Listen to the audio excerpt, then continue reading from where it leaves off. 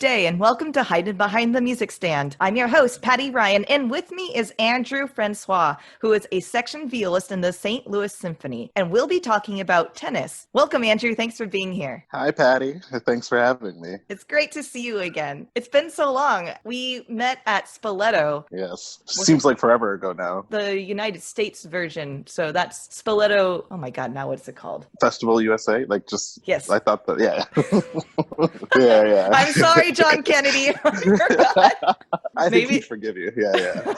Maybe that was from all the food that was consumed. Oh, yes. The copious amounts of... yeah. I mean, that was such an amazing festival. It was so much fun. Not only were we working hard and producing concerts weekly and even on a daily basis, we also were let loose on our own in the town of Charleston, South Carolina, where just full of great food. Maybe one of my favorite places. Oh my God, see, why am I trying to list things and I'm forgetting the names of them? It's okay. Husk. I think we went to Husk. That's a great one. Justine's. Justine's was That's great. soul food. Yeah. Where did we used to go for brunch? That you'd have to wake up really early and it was only on Sundays. They had great shrimp and grits, a good mimosa. What was it called? Oh, no, I know what you're talking about. I need to pull up a map of Charleston. Yeah. This is so funny that I'm doing this. I think we need Janice here because she knows everything off the top of her head. I know. It's escaping me and it's not popping up. Okay, this is I should probably move on. It's okay. Sorry. But yeah, I mean, there's so many memories of going out and being the biggest foodie because we were also paid at Spoleto. Yeah. So it was basically, I think Cindy put it best to me, which is that if you don't gain 10 pounds and if you still have money by the end of Spoleto, then you did something wrong. Yes, I would agree with that 110%. Yeah, the culinary experiences there were, I think, some of my favorite. And of course, I feel like I got to experience it with a lot of friends, but that's what you did. You went to rehearsals and then you're like, where are we eating tonight? Right. It was let's actually pick this place for next day. Yeah, it was a definite marker of the day of okay, we accomplished.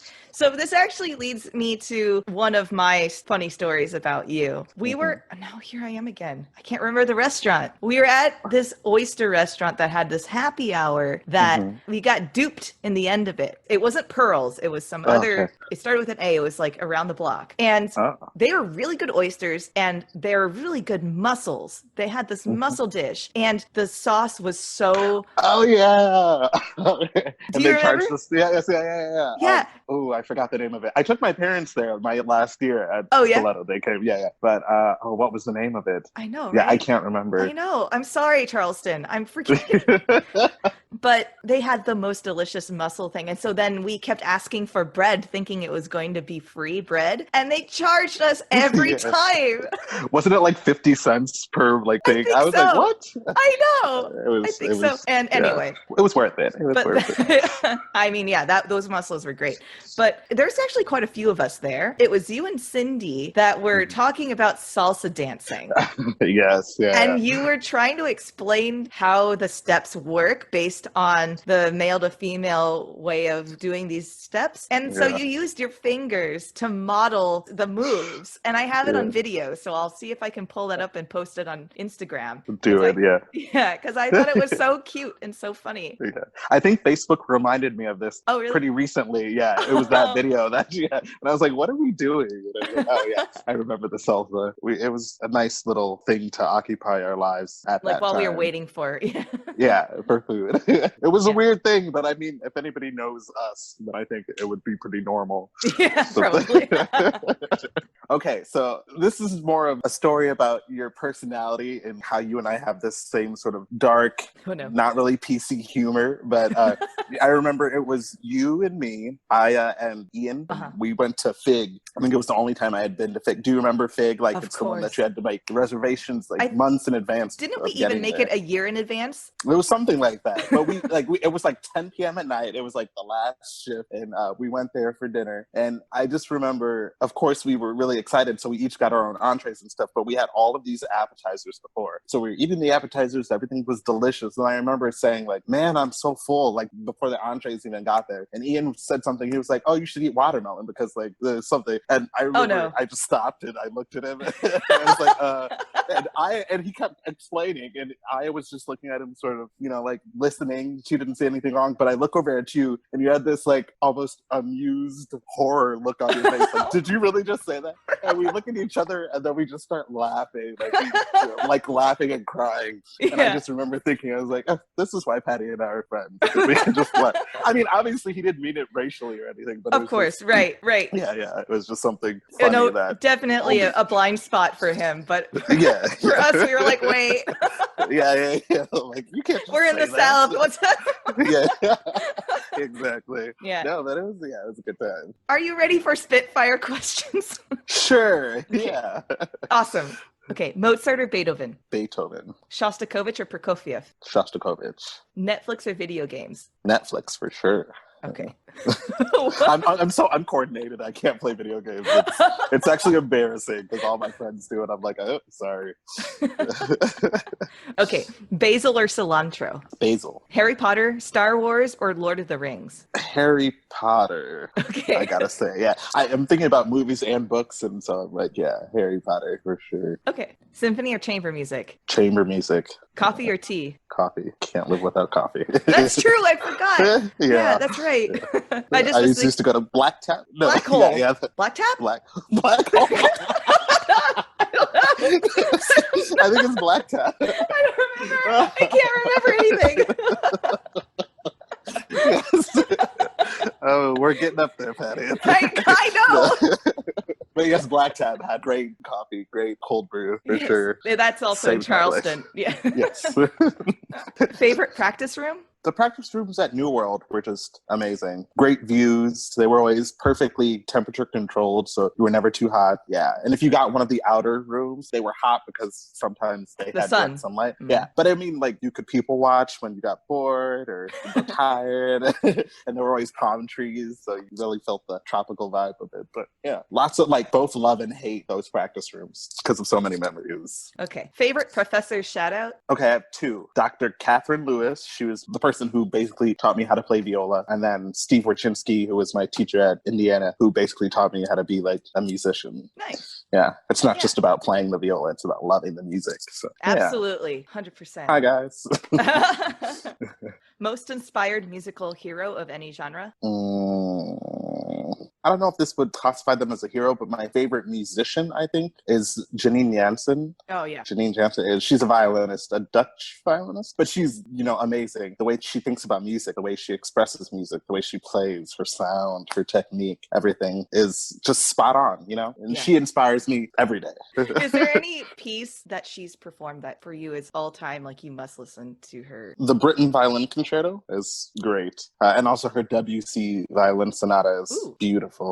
I think there's like a video on YouTube. I'm sure she's recorded it, but there's a video on YouTube of her playing it, and it's just. I'll check that out. I know about her Britten, and I think I might have plugged it in the past, but because it is that good. Yeah, totally. Oh my god, when she does those octaves in the second movement, it's firing. It is. Most transformative performance experience? When I first went to college, I was a double major in music and medicine, biology. I didn't really want to be a musician at the time, but I remember one of the first pieces we played in orchestra was Rachmaninoff's Symphony No. 2, I think E minor. And it was like, even the first sounds, it was amazing. And it just made me say, oh man, how am I ever going to go through life not getting to do this all the time? So I think that was the first step of my musical journey where I was like, oh, I could see myself being in an orchestra getting to make this music every day. So that has to be. That's one of them for sure. Yeah, for sure. Because that probably was that was a turning point, basically. Yeah. I was also still a violinist, so there would be many more turning points at the time. But no. Sure. But it was definitely where I was just inspired. One of my first really, truly inspiring moments getting to make music. Yeah. And look where you are. You did it. Yeah, I did it. Who would have thunk it? Next piece you'd like to learn? One of the great things about this quarantine is that we have time to learn all the music because we're not learning any other music. So the Vuitton Viola Sonata is one that I really want to learn. I haven't learned it yet. I've heard it. Today Zimmerman has this absolutely amazing recording of it, and I really want to play it. So I'm going to do that during this quarantine. Okay. We'll see how that goes. Is it solo? I'm sorry, I'm not familiar with it. No, it's viola and piano. Yeah. Okay. It's just great. Check it out. Okay. Yeah, absolutely. It will be put on our Spotify playlist, listeners. Nice. Okay. Good. Nice, you did it. Congratulations. Woo! Okay, Andrew, can you walk me through your life? My whole life? No. You mean my musical journey? Yes, sort of please, okay. please. Like, how did you? Well, I guess violin was your maybe first instrument. Piano was my first instrument. Okay, and anybody who knows me knows I hate the piano. So that should tell you all you need to know how that went. No, yeah. So just walk us through how you began in music and where you are now. What has made you you? There's so many things in that, but okay. We'll start from the beginning. So my parents aren't musical at all. I mean, my dad he can play piano by ear and, play chords and stuff. But they have this obsession with classical music. And when my brother and I were younger, they used to play classical music around the house all the time. Mm-hmm. And my dad made us take piano lessons when we were young. I think I was maybe 4 or 5, and my brother was like 6. And so we started beginner piano. We took for, I want to say 2 or 3 years, a little bit. And I hated every second of it. And I just could not do it. But my dad was like, I want you to learn how to read music, just develop your ear at least somewhat so that you have the option of playing. That's huge insight from your father to do that. It really is. I mean, it's a literacy thing. Exactly. And so I'm pretty sure I knew how to read music before I knew how to read, actually read. So that's something. Yeah. So he made us take these piano lessons. And then when we were old enough to play any other instrument that we wanted to, he was like, you don't have to play piano anymore, but I'd like you to play something else. So my brother picked cello. Of course, he was the older one, so he started in school orchestra before me. And when he started playing cello, I wanted to play an instrument too. I think I remember wanting to play cello as well, but my parents were not going to have 2 cellists in the family. They were like, you got to pick something else. So I was like, oh, no. I guess I'll pick the violin, which was great, So I started taking private lessons, and my brother started in school orchestra, but also private lessons too. And so by the time I got to 4th grade, which is when you could join your school orchestra, I was already playing violin, and I joined already on violin. So it was funny because how they come to your classroom and they're like, these are the instruments. Yes. Let's look at your hand. What would you be, most suited to? And the orchestra teacher was like, you already have an instrument. You can't change now. This is too bad. Too bad. And I was like, so in terms of that, I feel like my the violin was chosen for me more than it was my own personal instrument where I got to find your voice. Yeah, find my own voice. Yeah. But I loved music. I always felt like a rock star because everybody's just learning their notes in orchestra and I can already use the bow and stuff. And I was just like, yeah, I'm awesome. So that was nice, but it was always fun. Music, I never did it so seriously that I thought this is what I'm going to do for the rest of my life. And my dad never pushed us like that. He never really made us practice. He'd make us practice enough that we didn't embarrass ourselves in lessons, but he didn't really try to hone that skill because, he didn't really know what kind of work went into becoming a professional musician. And it's probably for your enjoyment more than anything. Exactly. Yeah. Which is totally, that's valid across the board, people. So it's always about for the enjoyment. Sure. Although he always wanted us to be soloists, but since he didn't know what needed to be done for us to be soloists, it's laughable looking back. You don't make your kid practice at all, but you want them to be a soloist. He was like, you got to pick 3 pieces that you play really, really well, and then just tour all over and play those. And I'm like, I guess, but where's the fun of that? Then I'll know 3 pieces on the violin, and then that's the end of my career. Right, exactly. Yeah. That's funny. Wow. It was interesting. So I kept up with violin. I was taking private lessons, and then in junior high, my orchestra teacher was like, there's no one in town that can teach him anymore, so he needs to go up to Chicago because Chicago's 45 minutes to an hour north of us. And so they were like, go up there, find him a teacher. So we ended up starting to take lessons in Naperville from this guy who taught a lot of little prodigies and Chicago Youth Symphony orchestra musicians and soloists and stuff. And I had to go audition for him to be in his studio. And I remember playing the Vivaldi A minor concerto, da dee da dee da dee da da dee. It was, which I played for everything. And he was like, yeah, I'll take you. But I had no idea what I was getting myself into, because then we went in there and like we were doing Sevchik scales and we were doing the Kreutzer etudes, and it made me hate playing music. And I was like, I don't want to take lessons with him anymore. I refused. So I think all through junior high I took lessons with him, and then like after that I was just like, I can't do this anymore. You know, I'm gonna have a nervous breakdown in the 8th grade because of my violin teacher. And he was like, we don't want that. So my school used to sometimes go to Chicago to see morning concerts. They do like, you know, kids concerts, the Chicago Symphony. On one of these trips, we stopped somewhere. It was called like the Music Center, Music Mart. It was like in the basement of this building, and we were eating food or whatever. And there was this little office where Joseph Glimpf, he was a violinist, but he also conducted the Protégé Philharmonic and Classical Symphony, which were like 2 youth orchestras in Chicago.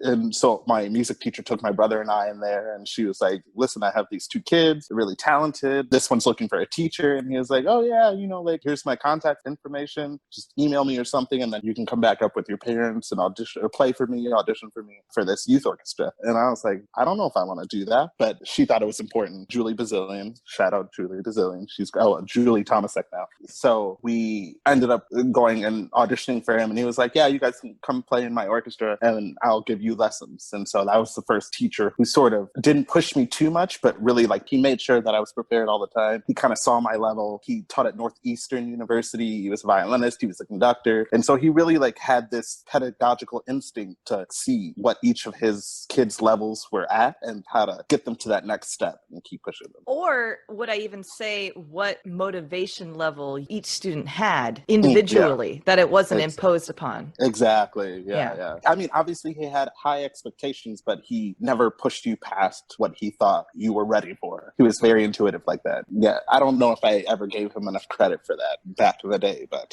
sure. Joseph Glimpf, if you're listening now, thank you. Thank you.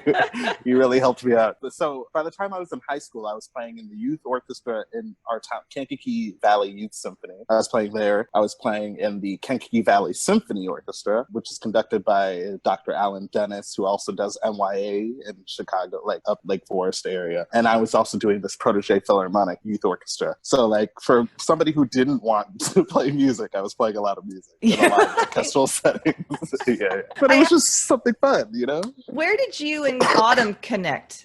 So we connected at, I think it was like my junior year of high school. I went to NYA Summer Chamber Music Festival. It was like a music camp. And at that time it was being held at Lake Forest Academy. And we would just spend 4 weeks there playing chamber music with different groups. And it was great. And I met Autumn there. Yeah. Just to bring it full circle in the podcast. Yeah. That was my like first festival where I went away and I really saw what it would take to, you know, like all of the people there wanted to be professional musicians or like practice really hard. They had been going to other festivals, you know, they had been taking lessons from teachers who only taught students who wanted to go into music professionally. So it was a real eye-opening experience to go there. And everybody there was very nice. They knew that, you know, I was just some guy from Kankakee coming down, you know, making music with them because I had that connection with Dr. Dennis, but they never like looked down on me because I wasn't one of those people who wanted to do that. Or I mean, I still practiced and I worked hard, and it was one of the best summers playing chamber music that I think I've ever had. But yeah, it was definitely an eye-opening experience for sure. So in high school, I was doing all of this violining all around, but I was also in jazz band. I played trumpet in marching band, and I played flute in concert band, and I played alto sax in jazz band because I really loved instruments. And every time I wanted to learn an instrument, my dad, he'd go rent an instrument from the local music shop, and I'd get like the Essential Elements books, and I'd play the CDs and learn them. And everybody was just like, why are you learning all of these instruments? Like, what do you want to do? Do you want to be a music teacher? I was like, no, I don't want to go into music. I just want to learn. I'm having fun. So, what's your problem? Exactly. And I think I loved that about my childhood. And that's probably why I still play music now, was because I just got to explore all types of musical avenues. And if I was willing to work towards it, my parents were willing to support me in that decision. So it was really nice. Yeah. Every time I go home, I like pick up one of the instruments and I dabble. I mean, I sound terrible now. I haven't played in years. You know, it's nice that they're there and that I have the option to do that. Like your old friends. Exactly. I played throughout high school. But violin was still like your primary instrument. For whatever reason, out of that selection, at that point, violin was your thing. Yes, violin was my thing. That's the only instrument I took lessons on, and I played that everywhere. Okay. And so then college, I ended up going to Illinois State University, and I applied to a bunch of colleges, and I wanted to go for both biology, and I did music because of the scholarships. So you had to major in music to get the scholarships. And interesting. So I mean, I was trying to skirt the system a little bit. little hey, bit. I don't blame you 1 second. Right. But Illinois State, so I ended up going to Illinois State University, 1, because I had friends who were going there. Obviously, I was young. And 2, because it was the only school that said that I could do both. Every other school I applied to was sort of just like, there's no possible way you can like get through both of these degrees. It's not going to work. Or, I mean, I could have done it and it would have taken a little longer. But... Was it also conditional based on your music scholarship? What do you mean? Like if you got a music scholarship somewhere, they said you have to just be a music major because that's the school that we're giving you this scholarship for? Oh, no. Nobody was ever like, oh, you can only do one or the other. But they were like, we're just going to tell you now, like, you'll never finish this. You'll never be able to succeed at trying to do both of them. What the heck? Exactly. I mean, there were some really good schools, I think. And I think they were just worried that I was going to stretch myself thin. I get why they were saying it. Fair enough. I mean, a music degree is challenging. And in biology, you even said, did you say pre-med? Just biology? I majored in biology, but I wanted to be a doctor. So that's why I did that. So it would have been that's a very normal path to take for pre-med. Yeah, both are challenging, but it's like, who's going to tell you, like, what I can do? What I can do? Yeah. You don't know me. But I mean, that was kind of my thinking. But Dr. Sarah Gentry, she was my violin professor at Illinois State. She was like, yeah, you can do both. It's going to be hard. I'm not going to lie to you. You're going to have to work twice as hard, but you can do it. Because they also had one of the music major in the School of Music was also doing like a dual degree in nursing. And they catered a whole program around her, like where she could do it in 5 years. Yeah. And so I really liked that. And I was like, all right, this is the place for me. So that double major lasted about 2 years. I think by the time I became a junior, I was like, nope, not going to do it. I don't want to. Yeah. So I took all the like normal, really basic level courses that any pre-med track person would have to take, especially as a biology major. But then when it got to like those secondary sort of courses where it would take more time, so you had more labs, I was like, no, there's no way I can do that and still maintain music. And at that point, it wasn't even to keep scholarships. It was just because I had fallen in love truly with playing the violin. And I happened to be, I don't want to like toot my own horn or anything, but I happened to be one of the better violinists there at the time. And so I really had a lot of opportunities. I got to perform with faculty. I had a really great quartet that we were playing a lot of chamber music together. And so I was like, yeah, let me give music a shot, make that my main goal. My dad was happy when I told him. I think my mom was a little more worried. She was like, music. What are you gonna do with that? Are you gonna be able to eat? Can you pay bills? Like, how is that gonna work out? But could you always rationalize though that you could return back to the biology degree if music didn't work out? Was that part of the rationale, or? In my mind, I never tried to rationalize like, I can always go back later. Because for me, for some reason, I've always been this neurotic sort of person on a timeline. I'm like, by this point, I need to be here. I mean, obviously, life throws curveballs at you that you just kind of have to either hit or get out of the way of. But I've never heard it explained that way, but yeah. Neither have I. I thought about it. I was just like, all right. So in that same vein, I was thinking, okay, so I'm not doing biology. That's over. That's not a dream deferred. It's just no longer a dream at all that I have. And music is, I got to give this my all. If it doesn't work out, I don't know what I'm going to do, but it's the only option for me now. And so, I didn't have that sort of, that's brave. Maybe I could go back. Well, brave and also like, no, not stupid. No, but I mean, I was going to say it's brave and also very self-reflective that you're so confident that this, well, I don't know if confident, I don't know. Which is why I said it was stupid, yeah. I didn't think it was confidence at the time. I just knew like, this is what I want to do. I didn't think I could do it. One of my biggest flaws growing up as a musician who didn't want to be a musician is that I hadn't prepared myself. I didn't know what orchestra salaries were. I didn't know like how to take an audition. I knew I wasn't good enough to be a soloist, and chamber musicians, I didn't have the first clue about starting a quartet or anything, which is why I think in my mind it was stupidity more than like having this clear focus of being a musician, because all I knew is I wanted to play music. And so I was like, all right, I do an undergrad in music. I know I need to go get a master's in music. I'll figure it out after that. I think that's how I'm very similar to you in that way too. That I just was like, I want to do music. I'll figure out the rest. I'm just happy playing music every day. That's it. That's, got to follow it. Exactly. I wasn't thinking about eating at the time, so it wasn't like, oh, how am I going to pay rent? Right. So, but now I'm glad it worked out. Right. After Illinois State, I ended up going to Indiana University. I graduated, switched to viola, and stayed at Illinois State one more year to learn how to play said viola, which is where Dr. Lewis came in. I didn't know how to read alto clap, but and it's also a very different approach to getting sound. Yeah. Yes. Yeah. The left hand technique served me well, like playing viola, but the right hand hindered me so much. I spent most of that year just learning how to use my bow properly. Like it worked, and I found a viola that I loved. My teacher was really, really good at starting students, and so like for me it was because I had like the musical knowledge already. I just needed the actual technical, how do I play this, and she was great for that. She just made me start thinking like a violist. Can you elaborate more about what is different about violin playing to viola playing, and also like why did you switch? Did you just wake up one day and a viola like was there and you were like, I must have this instrument in my life? Or No. Of course not.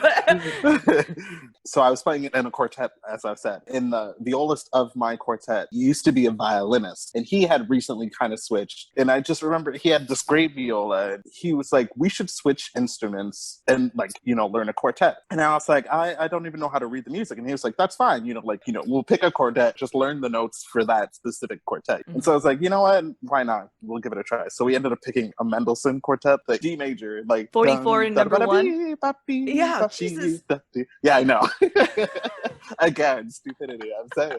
He got me a viola to use during this time, and I learned it so that I could play this quartet. He ended up playing second violin or something, and our second violinist moved to first. And we played this whole quartet, and I learned viola just for that. I think that was junior year, maybe? Yeah. And the viola professor was there, and she was like, that really was not bad. She was like, if you ever want to play viola, come and talk to me. So that was really interesting, and I was like, oh, yeah, I secretly loved it, of course. But, I felt like it was too late to learn this instrument. I was just like, it's not going to work out. I've already gone this far in violin. I got to keep going. And so then senior year, while I was thinking about auditioning for music programs, at the end of my senior year, I started taking viola lessons. And then that's when I decided either it's time for you to go audition for these actual programs, or it's time for you to 110% fully commit yourself to viola. And so I think I had a conversation with the viola professor, and I was just like, look, I'm not really happy. I thought it was music in general, but it was just playing the violin. It's not fulfilling me anymore. I always had fun, and I never really felt that pressure to be anything more than what I was. And so obviously when it came time for me to go to that next level, I started having panic attacks, not knowing what I was going to do. And so no, it's okay. But you can picture it too. Yeah, I can. You're like, oh yeah. And just probably freaking out about everything. And I was freaking out hardcore. But I ended up just saying, okay, I'm done with violin. The violin teacher was very supportive. She was sort of like, I don't get it, but okay, you do you. I trust, your own mind. No, I forgot. Yeah. That's basically your mantra is saying hey, lady, you do you. Yeah, exactly. I've copied it. I'm sorry. No, as you should. I mean, you do you is the best phrase I think anybody can say, because everybody's individual. Everybody has their own quirks and their own strengths and weaknesses. So the only thing you can do is to do you. Do you. You do you. But anyway, so she was telling you that you do you, and then you were like, okay, I will. And I was like, I'm going to go do me. And so I applied for the master's program at Illinois State so that I could switch to viola. The viola professor was like, okay, so just so you know, you're only going to be here a year. She got me an assistantship and everything, but she was like, I don't want you to stay here for the rest of your master's. She's like, you need to go to that next level. You need to go to a better school, be around other musicians. You need to be a small fish in a big pond. And I was like, all right, I can do this. And so we worked on on audition rep, we worked on technique, we worked on everything, like I said. And then Steve Wojcinski came to Illinois State. I remember I played first movement of Walton for him in some Bach or something. And he was like, oh yeah, you're good, but this is wrong and this and this and this. But he was like, but you have potential, you know, you have talent. So I decided that one of the schools that I would apply to was Indiana University. And then I ended up getting accepted to Indiana and his studio. He only took 3 students that year. And I was like, thank God, I was one of them. But yeah, I ended up going to Indiana and just ended up really revamping my whole idea of music and my whole idea of playing the viola. He was like, you know, I can tell that you're a really technically good player because that's what you've been working on. He was like, but I'm not hearing any of that music, you know, it's not just making a pretty sound. You need to have your own voice. And so those 2 years at Indiana were where I really worked on being able to step outside of the conventions of this is what you're supposed to do and more like, this is how I feel it. This is what I know the composer kind of wanted and I can interpret it in this way, you know, have an informed performance, which was important for me to learn. And we had a great working relationship. Can I now, I know we're still like, we're not. No, it's okay. But I wanted to re-ask, what is the difference between playing a violin and a viola? What is the difference? No, there's just... Okay, so playing a violin, let's just go straight down to the most basic. The violin is smaller, the viola is bigger. Its reaction time is slower than the violin. So in terms of how you make sound, you're going to have to work a lot harder on the viola. It's more arm weight. Violin playing is more about agility. It's more about sparkle. It's more about clean, light, crisp tones. And viola playing is really about digging into the string, pulling the bow, pulling the sound out of it. You'll hear a lot of viola say, I really have to pull the sound out of the instrument. And it's an acoustically imperfect instrument, so that's why you have to work harder. I mean, if it was just a little bit bigger, like an 18-inch, it would be great. I mean, all our problems would be solved. The average person can't play that and still like play for a long period of time. Because the proportion of the notes are larger the larger the instrument gets, right? Exactly. I mean, duh, I guess I'm a cellist. But I got what I'm so dumb in this episode. Oh. No. It is so charming. Oh, thank you. I'm glad it's coming off that way.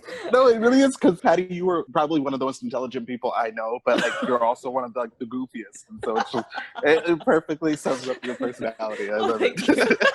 No, so yeah, in that sense, yeah. So the spacing between the instrument, you know, as you get older, your joints and your ligaments and everything, you're gonna have to warm them up more. They're not gonna work as easily. Like I remember the first time that I realized that I had to warm up before I could play was in a master class. I was playing the Lalo's Symphony Espanol, the first movement, and like I couldn't play anything because I hadn't warmed up, and I was like, "What's going on? Like, am I having a stroke? I don't know." I was literally, I was in pain, and my teacher was like, "Well, did you warm up?" And I was like, "No, I've never had to warm up." She was like, "You're getting up to that time. you gotta start warming up." I mean, I was like maybe 20 years old or something, but like, definitely, yeah, it's a thing. Yeah, it's definitely a thing. It's a real thing. It's like, do athletes just start doing the activity that they're? Yeah, they don't. Exactly. Anyway, yeah. Okay. Yes. Thank you for answering those questions for me. Let's continue on your life. Oh, my journey. Okay, so after grad school, I ended up going to New World Symphony.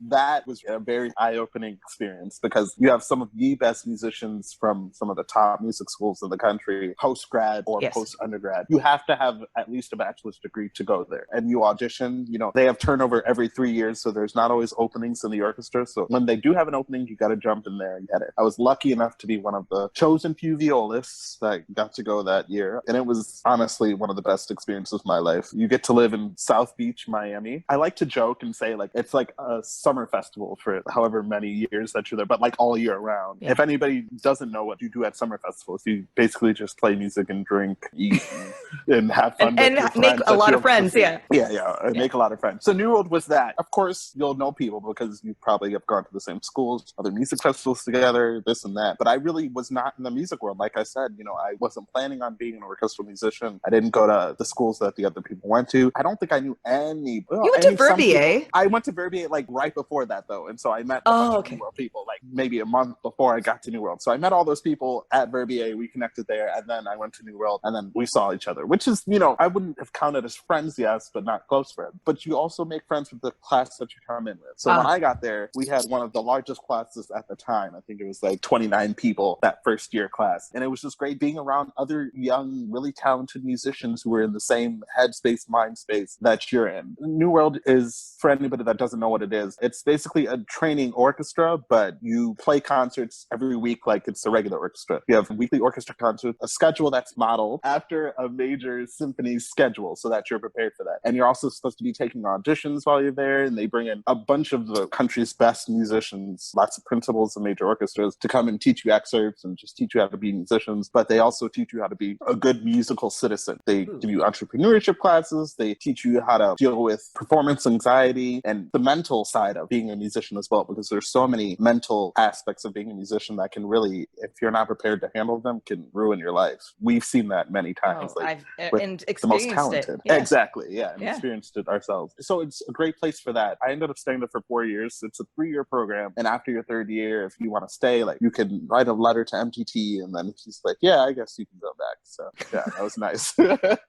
And so I stayed at New World for 4 years. I took maybe about 2 auditions a year. I probably should have taken more than that, but you get burnt out. You know, you don't have an unlimited source of funds to take these auditions, because you got to fly there, you got to stay in hotels, and it's just mentally taxing when you're not winning, and you have to come back to New World, and everyone's like, how'd they go? And you're like, I didn't win, I didn't advance, or, you know, whatever. Right. It's kind of embarrassing, and it weighs down on you. So then after my 4th year, I was taking auditions, but I was also taking diversity fellowships, I guess. I mean, they each have their own name, but that's what they are. They're fellowships for non-white or Asian musicians. I should have been more inclusatory in that. That's basically what they are. Black and Latinx, basically, right? Yeah, in all parts encompassing that. Yeah. Just because those are the people you don't see in orchestras. People always say that they're from underserved communities, but I wouldn't really say that, because not all of us are really underserved. That's a problematic term I've found too. Underrepresented, I think, is a better term. Yes, I would say that too. I think that's what most of the descriptions say, is underrepresented, but then you hear people talk to your face about them, and they're like, oh, they're these underserved communities. And I'm like, no, that's not it. That's not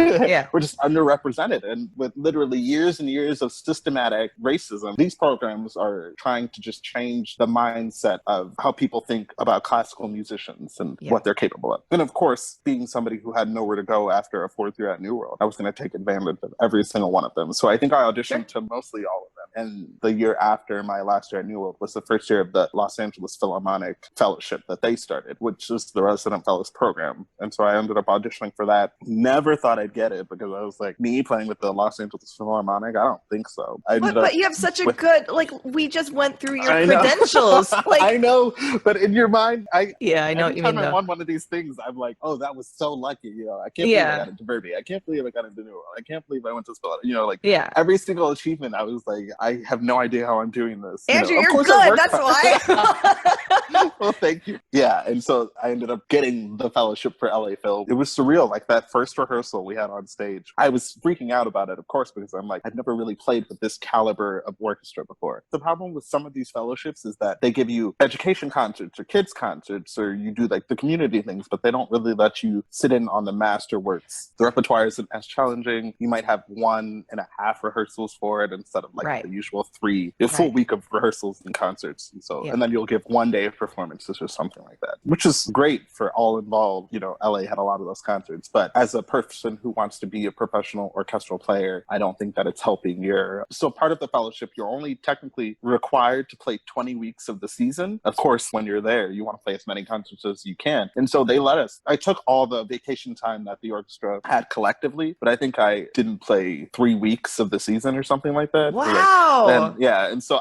they let me play the full 52-week season. Oh, also, I went and did Brit for 3 weeks in the summer when they're at the bowl, but I came back and I finished the rest of the season. And so it was really nice that they let me and they trusted me to be able to do that. You were basically with the Brit Festival on top of that, which is in Oregon. Jacksonville, Oregon. You were basically nonstop playing an orchestra. All day, every day. It was orchestral playing.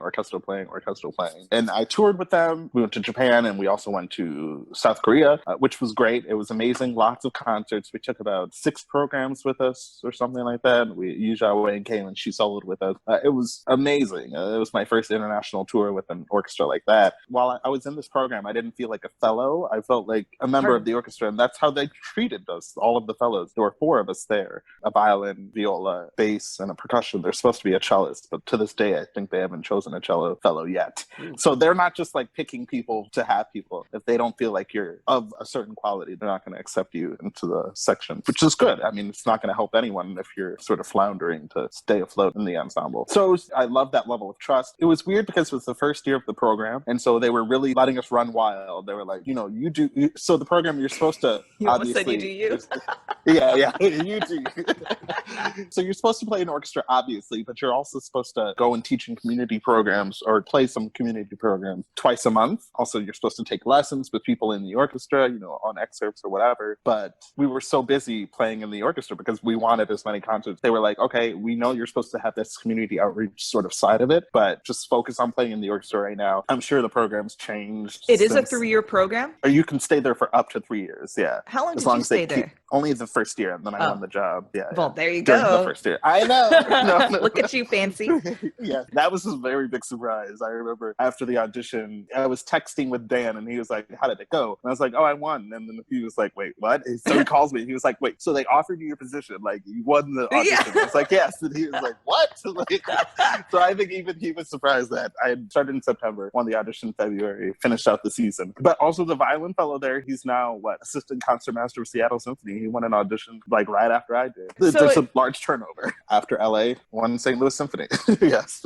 It was during a week of, a slew of auditions. I think I was in St. Louis. That was a 2-day audition process because I had prelims and then semis and finals were on the same day. Mm-hmm. And then I ended up winning that. I was shell-shocked, but then I missed my flight the day of the finals because I was flying to Pittsburgh to take another audition. Uh-huh. And then right after Pittsburgh, I had to fly to Boston to take another audition. So it was this week of auditioning, which was great. I mean, were they similar lists? Similar or not. Boston had the biggest list, and then they only got smaller from there. But yeah, so that was and then now here I am in St. Louis playing the St. Louis Symphony. Sorry, that was a very, very long story. But... Oh my God, no. Well, I certainly didn't help by asking a lot of other outside questions. I mean, of course, now we're in COVID, and now you're going to be learning the Utah. God. It's okay. I should have let you finish. You had it. I don't know. I was like, was it Vitom? Yeah. So, okay. Yeah. No, during COVID, you're going to learn that sonata, but are there any other projects that you're currently kind of working on? No. I feel like... I mean, so I've been playing a lot of Bach because I'm really bad at playing Bach. And so this is a perfect opportunity to just sort of dig into a suite, currently on the 5th suite, because I never learned it. Yeah. And I love those. But it's an amazing suite. It's great music. I love anything minor, my dark, depressing soul. So it's, I'm kidding on that part, but I do love anything minor. So it's a great suite. So that's been a project. The View Tom will be a project. And I've been playing a lot of chamber music, which has been great with colleagues. We've been doing outside concerts. Everybody hosts their own series of lawn concerts. We're just like, hey, let's do this. Everybody comes out, they bring their picnics and their families and their wines. They just sit on the lawn in the street and they just listen to these concerts, which is nice for our orchestra because we really love making music together. Yeah. This is probably the nicest orchestra I've ever been in. St. Louis Symphony has that reputation, and I'm like, oh yeah, whatever. But the people here are so nice. They're really talented. They're great musicians, but they're just genuinely kind, friendly, warm people to be around, which is important because that's not how most major orchestras are. Yeah. So that's been nice. Nice. On that note, would you like to take a break? Sure. Okay. We'll be right back.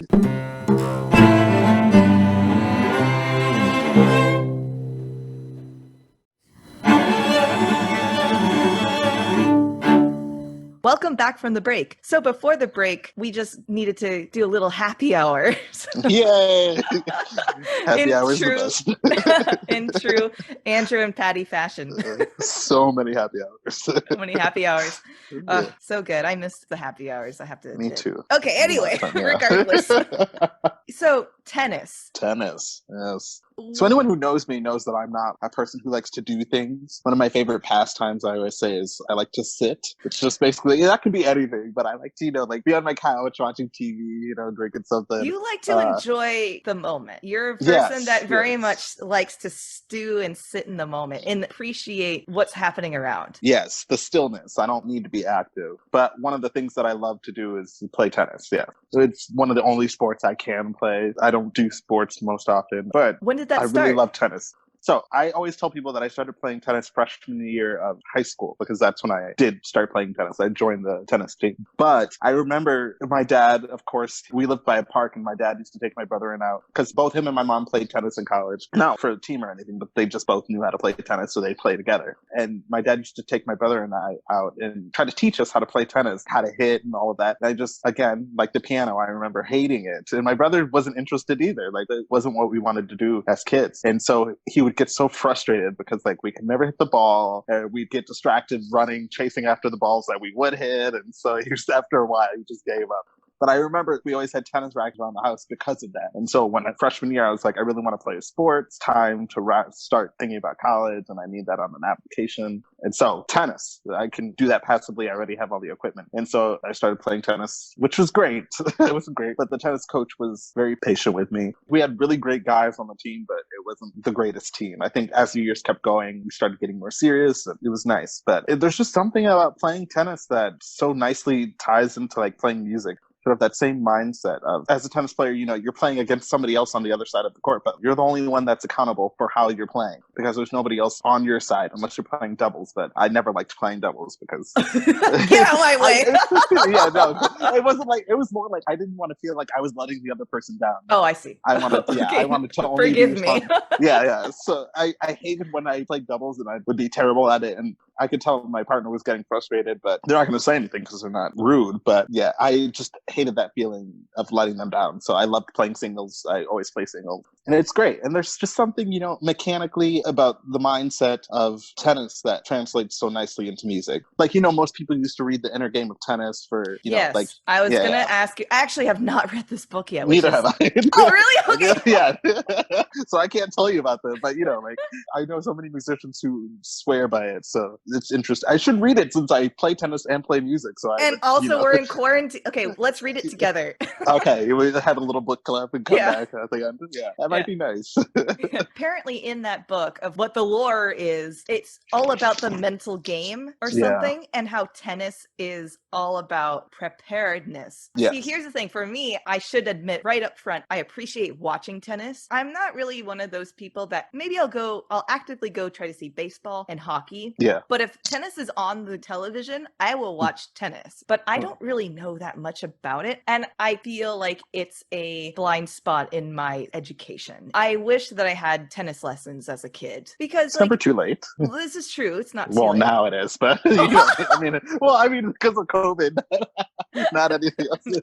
I know, I got it. But I think it's one of those things where, like many things, it's easier to learn when you're a kid, right? For sure, yeah. Although it is unique and it's one of those sports that you can learn anytime, you know, because there's a physicality to it, but it's not so physical like something like soccer or even hockey or something where it's just constant running and constant back and forth. You can be in pretty decent shape and still be a pretty decent tennis player. Amateur-wise, you wouldn't be a professional, but you know, like you can go out and hit the ball, serve, and you know, have fun without being the most in-shape person. No new muscles need to be formed in order for you to play tennis. You already have everything you need. It's just I get that, yeah. And I mean, the scoring to me is like super confusing. Yes. Which I sound, again, here I am sounding, this is just a big giant blind spot in my, so I will watch the volleys, but I will not know. I mean, I know there's things called love 30 and 40 and there's a deuce or something. And you know, there's you know, game set match and all that stuff, but so please just just educate me, Andrew. Okay. We'll start with scoring because that's the first thing that I cannot tell you the origins of why people do this, but just how they score. So when you start the game, you're both at love, which is 0 points, basically. And then everyone's happy. Everyone's happy. And as you win your rally, whichever side, you gain 15 points, 30 points, 40 points. And then depending on what the other person has, then you've won the game after the 40 points. Or if you both have 40, then you go to it. One person gets the advantage. And then you go to those tie-breaking types things. So like one person will have advantage, add in or add out. If you're serving and you got the point, it's add in. Or if the other person got the point, it's add out. And then like that's when you win. But you have to win past that. And then you get 1 point of that set. And so there are See, this is where it's like, why does it have to be so confusing? Like it doesn't have to be in this category, does it? It really does. No. Okay. It really doesn't. It shouldn't have to be. But, and why is it in increments of 15? Like I don't get that. Or 15 and then 40. Like what happened to the other 5? But yeah, it doesn't go to 45 after that. Yeah, I could not tell you. Someone out there knows. They do. Please email haydnmusicstand@gmail.com to explain all that. Maybe we'll learn it in our book club. Maybe that's true. Maybe we will. So there are 6 games per set. So each side serves, after you win your game. And so if you both get 6-6, then you go into a tiebreak. And then I think you play up to 7 points. And like the first person to 7 winning by 2 points wins that set. And depending on what tournament you're playing, what kind of game you're playing, they're usually, for women, it's best of 3 sets. And for men, it's best of 5 sets. Or if it's not a Grand Slam, then it's best of 3 sets for everybody. Yeah, in terms of scoring, that's pretty much how it goes. Yeah. Said it all. I could have explained that so much better. But no, I mean, I'm still sort of like, I have to remember, like, why don't they just, and I should also clear. Yeah. But I also, but the other thing is, which is I think pretty accurate on most racket sports, is that you only win a point when you're serving, right? No, you can win a point when you're not serving too. Oh God. So say I'm serving and I'm serving to you, and like, say if you have 40 points and I have 30 points and I like hit both of my serves into the net, then you've won that point for that, even though I was serving. So now you have 1 point and now it's your turn to serve. So, and I could have a chance to win that point. I don't win it back, but I just win a point on your serve. And so I've broken you, like broken you. So I've broken your serve. And so now we're back on serve. The point of it is, ideally, if you have 2 really evenly matched players, I should win my points on my serve. You should win your points on your serve, and we'll both be at 6, and then we play a tiebreak, and then whoever gets to 7 first should win that set. Okay. But it doesn't always work out like that. Ideally, one person would get broken at one point, and you'd go up a point above me, and then you'd get to 6 first. And that makes sense to me based on. So when I did a little bit of research for this episode, I watched Federer and Nadal play in the 2017 Australian Open, because I just wanted to see these 2 giants of current modern, well, at least maybe of our generation, right? Oh yeah. Because I think now maybe Nadal's number 2, but then I read that like Federer's number 6 or 4 or something like that. So there's he was 3, but then he's not playing anything this year, and so Oh, okay, I see. Since COVID happened. So I know that there's other famous modern day, like 2020 best, but these were the ones I grew up with, and hearing everyone's like, "Did you see what Federer did?" And that was just I remember you actually getting really excited about it, of course. Oh now that we're talking about it, but Federer's my favorite. Yeah, but I remember that I think Federer got the advantage somehow and was earning points even though it was Nadal serving. So that's why I'm like, oh, that makes sense. Yeah, you just have to win the rally in order to get the point, even if you're not serving. And I just find, even though I can't really explain it to you, I like the simplicity of the sport. It's simple, but it's also not simple. The act of hitting a ball over a net, trying to hit it better than the other person on the other side of the net, it's just like pure and simple, really self-explanatory, right? Yeah. But then when you get into like the technical beauty of it, that the game can be, then it just becomes something totally different, which is one reason I really like Federer, is because he's such a beautiful player. The way that he plays tennis is not only technical, but he has a way of thinking and constructing points so that he really has to work the least amount possible with the maximum gain. So watching that match, did you notice how, of course, they're both running side to side? No, Federer, Nadal was just like, he was all over the place. Exactly. He's balls to the walls, running each side of the court, hitting power. The thing I was so impressed about with him was that he rebounded so many of them. Exactly. But then, of course, he lost the tournament, but I mean, not enough of them. He was receiving them well for the most part. Exactly. But did you notice how Federer, so he would have to run to one side of the court and then he'd hit it back, but Federer would just sort of hit it the other side of the court, or do a slice and hit it short so that Nadal would have to run up to the net and then he'd have to run back. Federer has this way of, he's almost transcended the game and to the fact where the technique doesn't matter for him anymore. Now it's all mental and how he'll construct it so that he beats them easily. Well, and I think that's the strategy from tennis, is this is where the craft comes in, right? Because of course you can, I can hit a tennis ball over a net, but I'm not going to guarantee to know where I'm placing that ball on the other side of the court.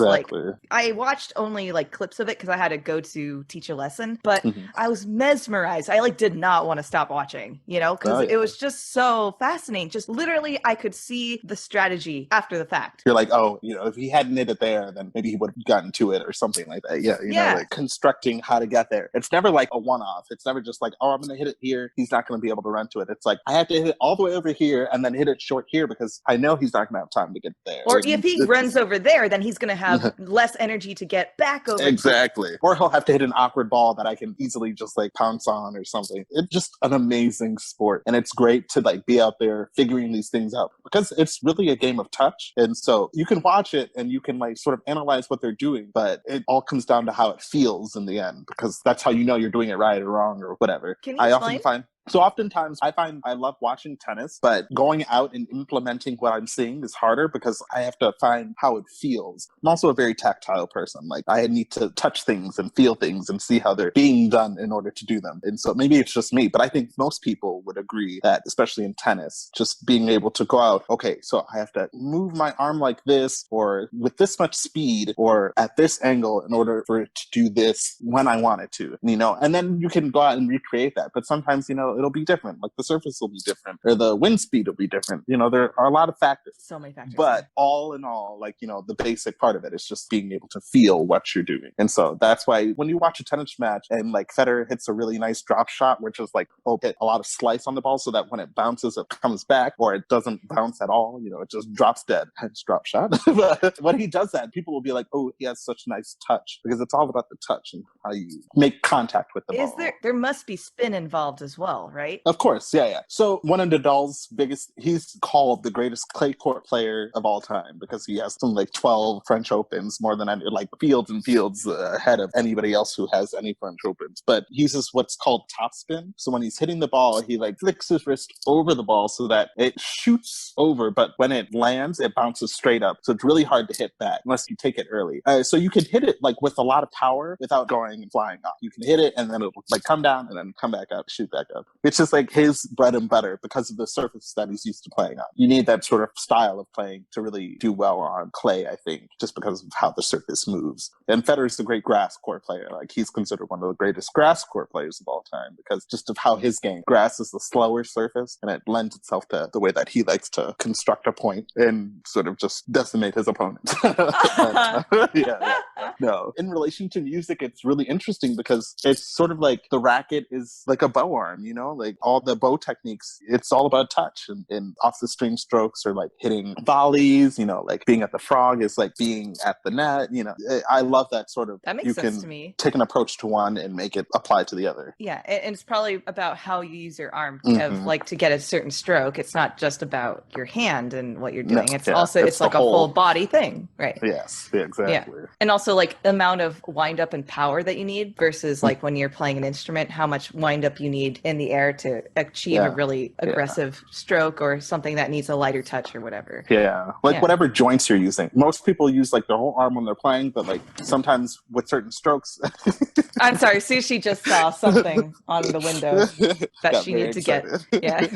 No, but like you can do like with a flick of the wrist, you can like, you know, hit the ball really quickly. Like if you don't need it to go far, or only use your forearm when you're trying to slice a ball. There's just so many parallels. It also sucks. I remember in high school when I was still learning how to really play, I used to have a lot of shoulder injuries because I was playing a lot of music, but I was also playing a lot of tennis. I would only be using my shoulder all the time. And so it's just, I would always have to really be careful about that. I mean, because people talk about tennis elbow, and this is what I know from racquetball is when you don't follow through in the stroke. Exactly. And like tennis is like even bigger racket and an even heavier ball. So that must not just stop at the elbow, that must also influence your shoulder as well. Yeah. Exactly. You learn how to play around it. I'm not playing competitively anymore, so it's really easy. You just go out there and have fun. There was a point in your life when you were competing? Oh yeah, in high school, like the tennis team, so we had conferences and states. And I thought you meant maybe outside of high school that you were... Oh, no.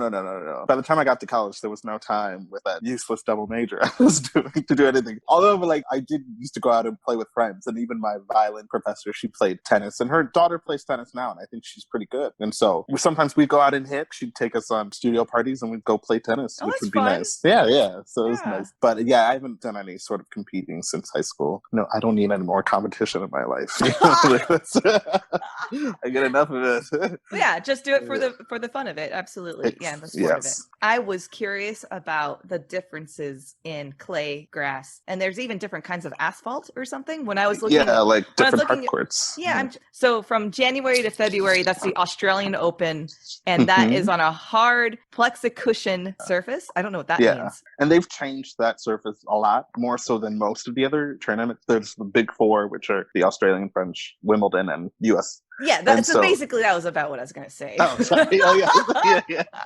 So can I just quickly go? Okay, so go for January to February is the Australian Open in Melbourne, and it has hard plexicushion surface. May to June is the French Open in Paris with clay surface. June to July, so actually, wow, that's really close together. June to July is Wimbledon and obviously London, and that's the grass surface. And then August, in August and 6. Okay, what am I saying?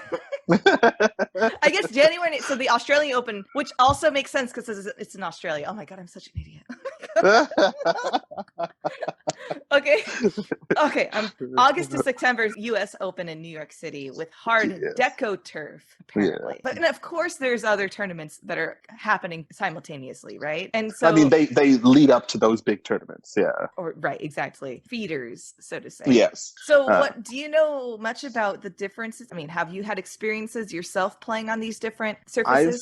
I've actually had the pleasure of playing on every single surface. Not actually getting to play it, but because I travel, it seems like at some point in my travels, I've always been in a place that has a court and I get to just like go out and hit a little bit, even if it's just by myself. Because like in the US, we usually only have hard court surfaces. That's all I've seen, to see grass. I'm sure like you could find a clay, or a lot of people go to Florida to train because it's so hot all year round. And it's sort of the environment that you'll see at most of these tournaments, this hot humidity. So they go there to train, especially at this place called the Bolletary Academy. When they're younger, lots of people train there, but they might have those different surfaces. But in the US, you usually only see hard court surfaces, like the normal asphalt that you'd see out at a park or something. The surface at US Open they've paid a lot more for it, and it's probably been engineered some way to do something special. But have more spring or something. I don't know. Exactly. Yeah. I think it's supposed to be a quicker surface, so when the ball hits, it really comes at you really quickly. While grass, I was talking about at Wimbledon, is a little slower surface, so you have a lot more reaction time, but that gives the other person more time too, so you really have to craft your points. So it's not just get to one side of the court, or it's like, I need to place this so that there's no way they can get to it.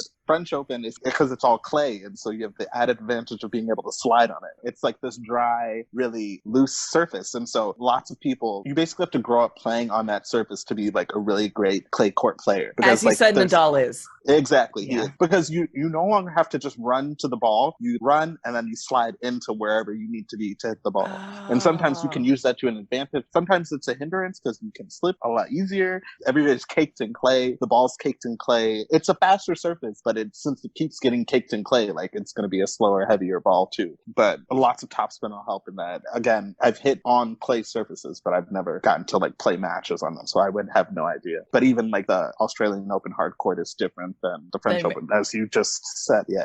Sorry, the Australian is different than the U.S. Open. Yes, U.S. Open. Okay, because you just said that. Yeah, you did. Yes, they are different. I was like, yeah, right. Yeah, but I couldn't explain the difference between the two hard courts. I have no idea what that. Yeah, sure. But they're both faster surfaces. They're really quick paced. Why is Wimbledon such a important tournament? Ooh, because it's one of the oldest tournaments. It's more about prestige. But you're right. Wimbledon was first held in 1877. The U.S. Open was in 1881. The French Open 1891, and then Australia 1905. Yes. Yeah. So I guess that makes sense. So Wimbledon was the first Grand Slam to be named. I'm sure people were playing on all those other surfaces, but it was the first to have this amount of prize money, to have this amount of points. Yeah. My God, there's so much money. And also, it's like England. win. So it's, yeah, you can make a lot of money if you win these tournaments. So they're always on in the top of your millions. sponsorships and Exactly. That's why Serena Williams is one of the highest paid female athletes, or male actually, athletes in the world, is because she has sponsorships. She's won major tournaments. She's been playing since she was 17, professional. Yeah, you can make some bank if you're good enough. Yeah. Also with Wimbledon, it's kings and queens and, pomp and circumstance. It's that very almost hoity-toity English way of thinking. And so even if it wasn't the oldest, I think it would be presented as the most prestigious as well. And yeah. Did tennis originate from England? I have no idea. You could look it up. Yeah. I got the Wikipedia page. I'll just scroll for a second. Most historians believe that tennis originated in the monastic cloisters in northern France in the 12th century. Ooh. And it was called Jeu de Paume. Palm. Game of the palm, because they would strike the hand with the palm. Excuse me. So it's like handball or whatever. They would strike the ball with the hand. Yeah. So for me, I'm kind of like, handball is an actual sport in racquetball. So, well, I guess, I don't know. Eventually they grew a racket and then that became tennis. But maybe when it got to England, like the English sensibilities didn't want not our hands. Yeah, not our dainty hands. We must use the racket to beat the ball. Yeah. I'm like hating on England for some reason. I do love England. It's like, I was about to say, like, my English listeners in the United Kingdom, forgive us. We're just poking a little fun. Yes, I swear I do love England. Yeah. You mainly follow men's tennis, or do you also follow women's tennis? I follow them both pretty equally. Okay. When the Williams sisters were like at the peak, and like there were other players like Kim Clijsters, Justine Henin-Ardenne, all of those players, I used to follow women's tennis more. But so far, it just seems there's no real person to root for. You have the Williams sisters, of course, but it used to be like one of those two would dominate every tournament. Yeah. So it's not like the men's tennis where you can pretty much guarantee that Novak Djokovic, Roger Federer, or Rafael Nadal will win one of the big Grand Slams. Mm-hmm. In women's side, really a toss-up each tournament who wins. So would it be more exciting in a way? No, because you really want to root for somebody. I find these qualities of these tennis players and I'm like, this is why I love to watch this person. Mm-hmm. And so I haven't found that on the women's side in these newer generations. I mean, Naomi Osaka is great. She's been doing great. Sloane Stephens is amazing. Simona Halep is great. There are many other players, but there's so many promising females who all, win these tournaments that it's really hard to just focus on a few people. Right. And I have a very short attention span, so I can't I can't follow all these people all the time, like give me a few players to root for and I'm there. Yeah. Well, and that's the thing too. It's a guaranteed exciting match when I'm watching Federer and Nadal play against each other, for example. And we're also coming to a turning point in both men's and women's tennis where you have a lot of these young people who are coming up and they're starting to rise in the rankings, but they're not exactly winning these tournaments consistently. And also where these older players who are winning them consistently are now getting to the point where they're going to want to retire. I mean, the players are much older than they've ever been, still playing and winning these tournaments. But I'm sort of excited and dreading to see the next batch of players because I haven't invested any time in them. I get that. Will I still want to watch them? I don't know. But you will. You will. Yeah. Absolutely. I mean, I've already found some youngins that are doing well now, but it's like I sound so old.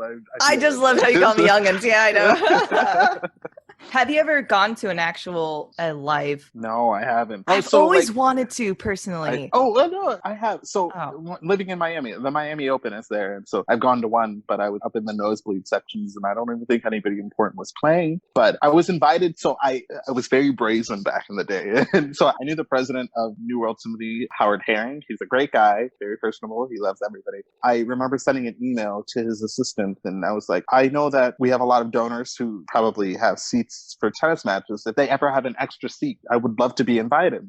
And then 2 days later, I get an email from Howard and he's like, come sit in this person's box to watch these two famous people. I ended up getting sick, so I didn't go, but I remember I was like 2 seconds away from being like, I don't care, I'm going anyways. So I felt like that. And you never get sick in Miami, so I decided to just sit that one out. But I really want to go to the US Open because it's one of the biggest tournaments and it's so close. But you have to buy these tickets a year in advance. Like months and months and months in advance if you want to see anybody good with any sort of good seat. Is Federer your all-time favorite tennis player? Yes. Okay. Yes, he is. That's an easy answer. It is an easy answer. But so my brother also loves tennis. In fact, after I joined the tennis team in high school freshman year, the next year he and his friend joined too. So I sort of inspired him to get back into playing tennis. But do you play each other?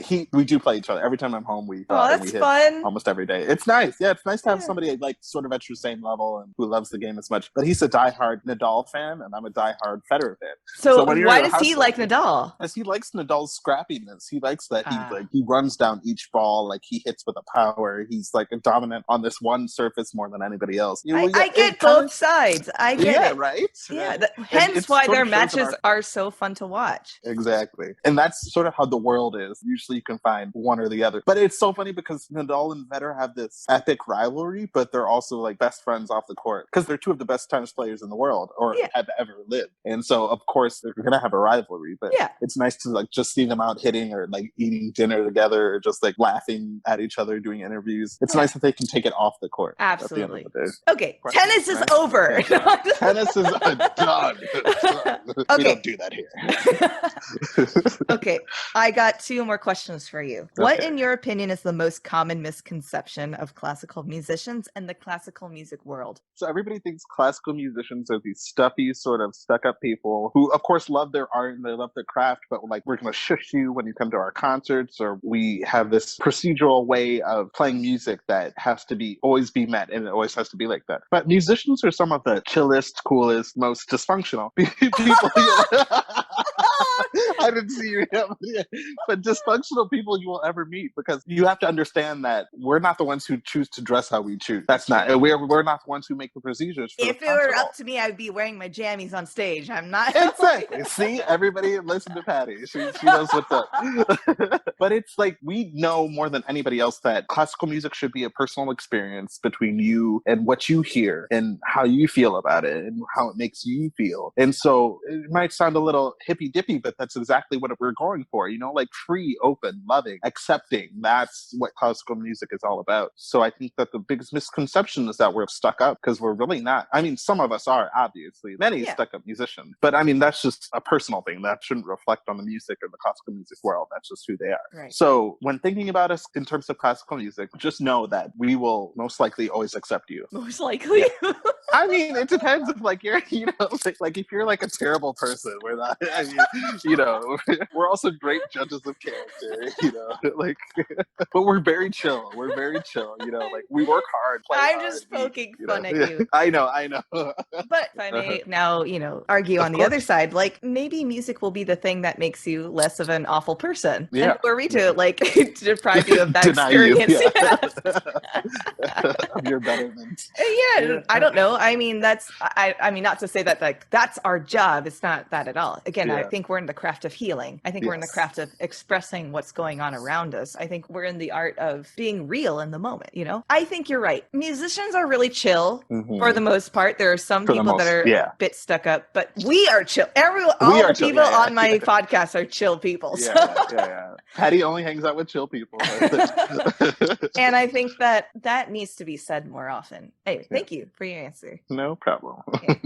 The final question is, after all the impact that COVID has done to classical music, what do you think is something positive that will enhance and carry on in our profession? Classical music has to change if it's going to remain relevant in the coming times. And I think COVID has forced us all to look at whatever model we've been using and completely throw it out and come up with something that works for this time, especially digitally. Digital engagement. How are we going to bring people music and stay afloat as an organization? Because, it's not just about the music. It's about fundraising and it's about educating and it's about so many other things. How can we change our model so that our organization is the most efficient that it can be? And how can it survive in anything? Because this is like an unprecedented time. COVID has never happened in the time of these classical music organizations being sufficient. And so people are now understanding like the need for this. Berlin Phil is one of my favorite orchestras. I've heard many people say, oh yeah, Berlin Phil is great, but the only reason that people think they're so great is because they're so visible, which I would also agree. free. Nobody else is doing anything else like a digital concert hall, putting out concerts like that at such a high quality. But I think more orchestras need to start at least being able to do that if they want to stay alive. Nobody wants to go to a concert these days. They want to stay at home, watch Netflix, drink wine, be in my jammies. I'm just saying. The jammies. But that's kind of what I was thinking of that. Yeah. Thank you again. I think this is absolutely 100% an opportunity. Andrew, are there any platforms or websites or something for our listeners to learn more about you and any upcoming projects? You can go read my bio on the St. Louis Symphony Orchestra website under the Viola section, Andrew Francois. If people don't know exactly how to spell your last name. Yes. Francois. Yes. François, technically, but I live in America, so I gotta say François. Nobody, Fran with the nasal A. Yes, exactly. Yeah. If you've enjoyed listening to this podcast, please subscribe and leave, hopefully, a positive review on Apple Podcasts. It really helps this podcast reach more people, and it makes me feel like there's something worth living in COVID. Yes. The more reviews that I gain, and this is a free way of supporting me, by the way, it really, really helps my visibility. So just saying. You can also give feedback at our email, haydnmusicstand@gmail.com. If there's something you'd like to suggest, or just drop me a line. Say, hey, Patty, you didn't talk enough about tennis, or, oh, there's this really cool thing that you should know. I always am up to learn. Sharing with your friends and family is a free way to support this podcast. And if you'd like, you may also visit our Patreon page at patreon.com/Haydn Music Stand, because these days as a musician, it's rough out there. Just saying. It really is. It really and is, as much as this is a labor of love, it is still a labor. So yes. And I also want to say I very much so appreciative of my current Patreon members. You guys are amazing. Thank you so much. Follow us on Facebook, Instagram, and Twitter, all at Haydn Music Stand, to access more content. There's also a Spotify playlist available with all the pieces we discussed on the show. You can find it in the description of each episode. Thanks, Andrew, for being here. I miss you so much. I miss you too. Thanks for having me on, Patty. It's been great. Yeah. And thank you, listeners, for listening. Yay. Say bye, Sushi.